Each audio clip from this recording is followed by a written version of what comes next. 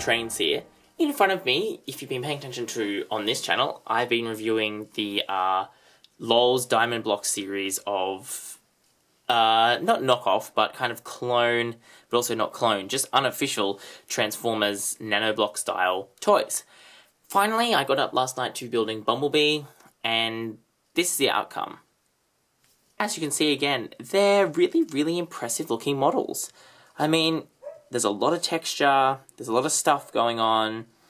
As I said, the same with the other ones. That same kind of attention to detail. You've got the little door thingies here, as well as two tires, you know, on his back. And we keep rotating around. You can just see there's a lot of depth and a lot of texture to the stuff that's going on. And I think that's really, really nice. And I really appreciate that attention to detail, particularly from what is essentially an unlicensed toy. Unlicensed, that's what I was looking for in the intro.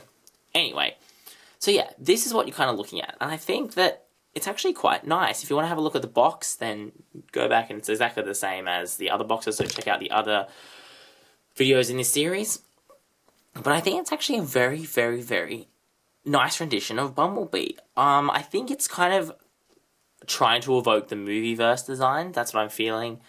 With the wings, the way they are, and also that very kind of pointy, you know, spiky head. Makes me feel like it's meant to be from the movies, as well as this chest piece here, but maybe you guys see it differently, I don't know. What's really, really cool, I can say now, is that when you put them all together, you see that what initially might seem like quite clone builds are actually very different. For example, we can see that Optimus is a little bit taller than Bumblebee, but Bumblebee has longer arms than Optimus, so that's kind of cool. You can see that the leg builds, you know, Optimus has got knee pads, while this guy just doesn't, he just has really big toes. You can see the head builds and the chest builds are all actually different. And I think that's really, really cool, because it would have been very easy for them to just do, you know, what is essentially the same build and put a new head on it, or put different colours on it. And they have actually, you know, from the ground up, redesigned the way that these guys go together, and I think that's really, really cool. Again, you've got the same problems of flimsiness. Doesn't seem to be as much with this guy. Like, if I shake him, nothing comes off. And he is a lot more stable than, forwards at least, than some of the other ones.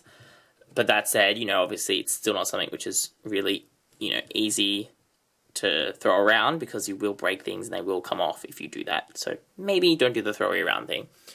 This one took me about 40 minutes to build. I built it while I was watching an episode of the classic series of Thunderbirds, which go for about 40-45 minutes. So that gives you an idea of how long it took me to build this one. As you can see, you know, same kind of thing. The instructions were the same as the other ones. Again, look at my other videos for those. But really hard to follow if you hadn't built one before, because I built one before, I kind of had an idea what I was doing, although I did muck up the head a couple of times because I couldn't line things up correctly. So then it really comes to, like, what do I think of this? Well, again, the price I paid, which, you know, honestly now I've forgotten. If you watch the first review, you'd have a look. I think it was less than $10 Australian, I'm pretty sure. Definitely worth it if you're a Transformers fan, or just a Nanoblocks fan. I mean, there's something very satisfying about assembling these kind of stylus sets, because I think, you know, there's more of an appreciation to detail than you get with normal Lego, because of the fact that it's a lot smaller, a lot more, you know, you need a lot more dexterity to put them together. So I think even as just like a Lego fan, these are really, really cool, particularly if you are a Nanoblocks fan, because I have a hard time finding Nanoblocks in Australia, and I know they've done multiple XtremeTrainz ones, and I haven't been able to find any of them in the shops. So I am working on that, but that's something I really would like to have in my collection. In terms of Transformers fan, again, they're quite cool if you, you know, don't mind having the odd, you know, non-transforming Transformer. And then again, in the scope of the series, it does make a very, very impressive set piece. Here you go, I'm just like moving all my things out of the way, and you can see now that having them all together looks very, very cool. And I have to say, I think Bumblebee might be my favourite, which is weird, because I mean, I'm quite sick of him, to be honest, in the film series. But I think the vibrancy of the colours, the yellow and the grey, looks really, really nice. Because it's quite a bright yellow, but this is kind of a little bit of a muted red, as the camera is probably showing up.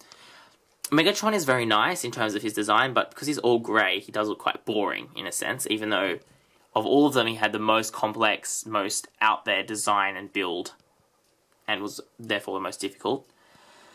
And Optimus is quite nice, but I just think that he's quite, maybe it's the first one I built, so I'm just kind of still angry from how hard it was to actually put together.